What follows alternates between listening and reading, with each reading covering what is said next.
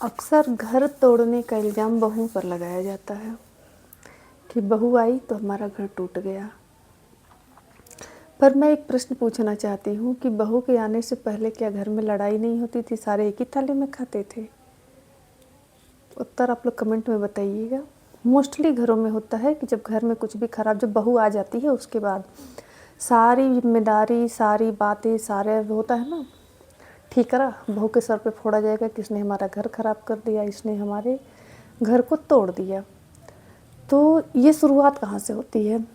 जब तक बहू नहीं आई होती है सबकी गलतियाँ एक दूसरे प्रति माफ़ होती हैं, लेकिन जैसे ही घर में बहू आती है तो वो बहू पढ़ी लिखी हो या अनपढ़ हो, जब वो बहू के फ्रेम में आती है ना तो लगभग उनकी दशा दिशा एक ही जैसी होती है। मैंने ऐसा सोसाइटी में देखा और देख भी रही हूँ, बहुत ज़्यादा अंतर नहीं होता है।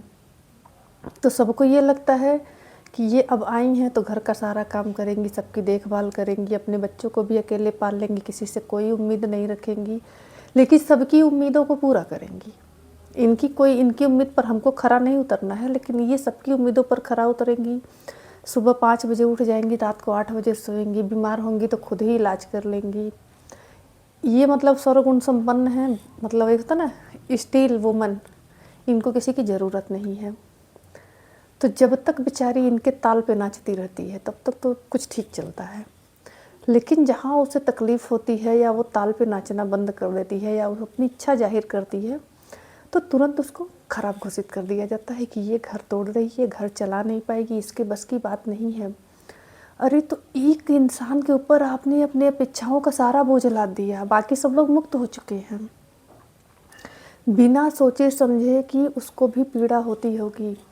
और बहुत कड़वी बात है कि ससुराल में बहुओं की तकलीफ़ बहुत कम लोग समझ पाते हैं। पता नहीं, लोग देख के भी आंखें बंद कर लेते हैं या महसूस नहीं होता है। जिनके पति समझदार हैं उनकी स्थिति तो थोड़ी ठीक है, जिनके पति भी एकदम से उनको अपनी पत्नी की पीड़ा नहीं समझ में आती है, उन महिलाओं की स्थिति बहुत ख़राब है। अब वो काफ़ी पढ़ी लिखी, मैं बता रही हूँ कि काफ़ी पढ़ी लिखी महिलाओं की बेदुर्गति है, क्योंकि जो समाज की संरचना है कि पिता के घर जा नहीं सकते हैं, पति के घर में जगह नहीं है, और काफ़ी पढ़े लिखे होने के बावजूद वो एक प्रकार के ट्रैप में फंसी हुई हैं और न चाहते हुए भी होता ना एक प्रकार की दुर्गति उनकी हो रही है। अब क्यों हो रही है मैं ये भी बता रही हूँ। शुरू में पढ़ी लिखी लड़की लाए, कह देंगे हमको नौकरी नहीं कराना है, काफ़ी हाईली, और वो भी एक्सेप्ट करती हैं इन चीज़ों को। कमाल की बात है, कितने पढ़ने के बाद भी वो भी एक्सेप्ट करती हैं कि ठीक है हम पति के घर में रहेंगे, हम नौकरी नहीं करेंगे। कुछ समय तक तो सारी चीज़ें ठीक चलती हैं, लेकिन कुछ समय बाद वही पति जो उस समय उनको काम करने से रोक दिए थे अपने असली रंग में आ जाते हैं। अब पता चलता तब तक उसके बच्चे हो गए हैं, उसके करियर गैप आ गया है, घर की स्थिति में मतलब उसकी मानसिक स्थिति और सारी स्थिति एकदम ऐसी तैसी पड़ी हुई है। वो बेचारी करे तो क्या करे। और मैंने ये महसूस किया है कि पुरुष आगे क्यों निकल जाते हैं, महिलाएं पीछे क्यों रह जाती हैं। इसका मेन कारण सबसे बड़ा होता है कि जब महिला को बेबी हो जाता है तो वो माँ बन जाती है। माँ की भूमिका में आने के बाद उसकी सबसे बड़ी जिम्मेदारी उसके बच्चे के प्रति हो जाती है, और वो सोच नहीं पाती कि इतने छोटे बच्चे को किसके भरोसे कहाँ छोड़कर हम जाएं। तो ये उसके लिए एक रुकावट का काम कर देता है। पुरुष के ऊपर ऐसी कोई जिम्मेदारी नहीं होती है, वो तो बैग उठाए चल दिए, लेकिन उसका छोटा बच्चा है, कहाँ छोड़ के जाएं, कैसे छोड़ के जाएं, इसमें वो असहाय हो जाती है। उसके पास सब कुछ होते हुए कुछ करने की स्थिति में वो नहीं होती, क्योंकि बच्चे को कहाँ छोड़ दे, किसके भरोसे छोड़ दे, कौन देखभाल करेगा। इन सब चीज़ों में एकदम जैसे होता ना कि ज़िंदगी उलझ सी जाती है।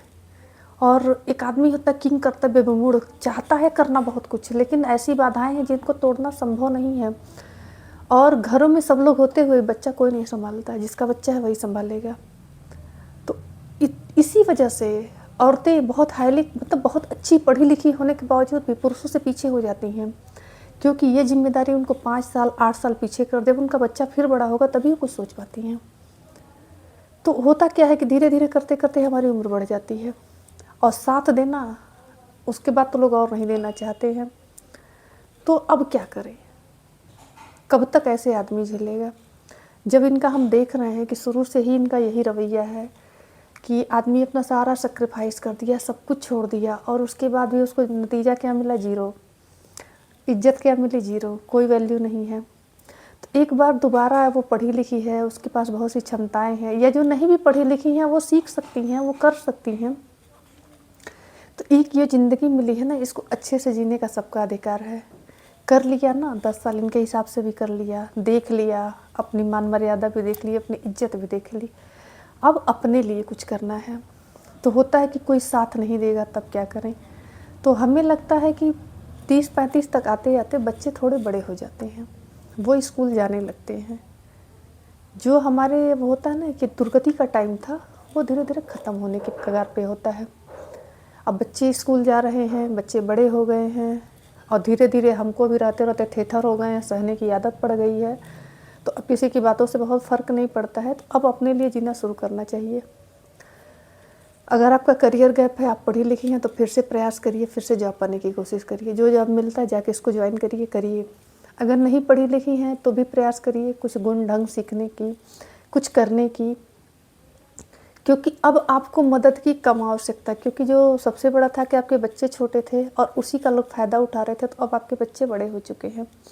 अब आपके बच्चे आपकी रुकावट नहीं है, वो आपके सहयोगी बन जाएंगे। उनको अच्छे से सिखाएंगे कि बेटा अपना काम कर लिया करो थोड़ा सा। तो बच्चे भी ऐसी बात नहीं, बच्चे माँ के बहुत करीब होते हैं और माँ की बात मानते हैं।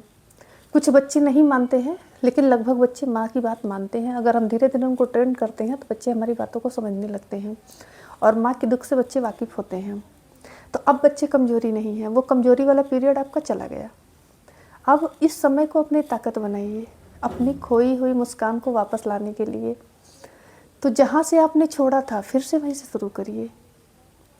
कोई ज़रूरत नहीं है जो बीत गया उसके लिए रोना धोना मचाने की। कोशिश करिए कि आगे वाला समय आपके हिसाब से हो और आपको रोना ना पड़े, और आप अपने तरीके से अपनी ज़िंदगी को बिता सकें। या आपने जो सोचा था, जो करने के लिए सपना देखा था, उसको कर सकें। खुद एक होता मन में संतुष्टि मिल सके कि हाँ ठीक है, देर से ही सही मैंने किया तो सही। कब तक कोई झेलेगा। और बदलता कोई नहीं है, किसी का नेचर नहीं बदलता है। तो अब किसी से बदलाव की उम्मीद भी बेकार है।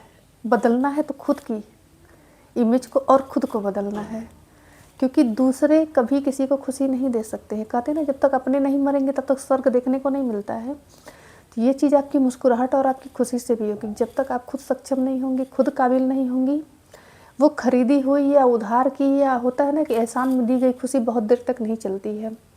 पता चला अभी वो खुशी दे रहा है, अगले पल उनके मन का नहीं हुआ तो उससे बड़ा दुख भी आपको दे देंगे, तरकुल पे चढ़ा के फिर गिरा के उतार भी देंगे। लेकिन जब आप अपने से अपनी खुशियों को खरीदेंगी, अपनी खुशियों की मालिक बनेंगी, तो वो खुशी आपकी अस्थायी होगी, आपको आत्मसंतुष्टि भी देगी। तो कोई सपोर्ट नहीं करता है तो खुद का सपोर्ट खुद करिए। जब आप उठेंगी, आप हिम्मत करेंगी, तो धीरे धीरे सिस्टम भी, प्रकृति भी, भगवान भी आपका साथ देने लगते हैं।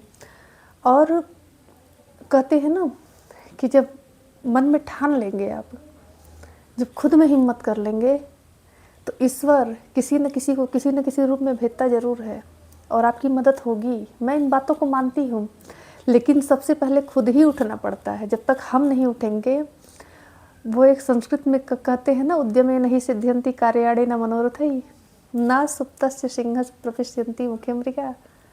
सोए हुए सिंह के मुंह में हिरन अपने आप प्रवेश नहीं करता है, उसको उठ के जंगल में टहलना ही पड़ता है। तो आपको भी उठना पड़ेगा, आपको भी दौड़ना पड़ेगा। और ये एक्सक्यूज ना रखिए कि कोई सपोर्ट नहीं करता है। एक बार प्रयास करिए, कहीं ना कहीं से छोटा छोटा कोई ना कोई तो मिल ही जाएगा। बस दिशा सही होनी चाहिए, कदम सही होना चाहिए। अब बाकी की ज़िंदगी है, हम फिर से जॉब करेंगे, फिर से अपना काम करेंगे, सब करेंगे और अपने हिसाब से जिएंगे। अगर मेरी बातों से आपको कुछ समझ में आ रहा है, कुछ सही गलत कुछ भी लग रहा है, तो कमेंट में ज़रूर बताइएगा कि मैंने सही कहा है कि गलत कहा है। मिलते हैं अगले वीडियो में, तब तक के लिए नमस्कार।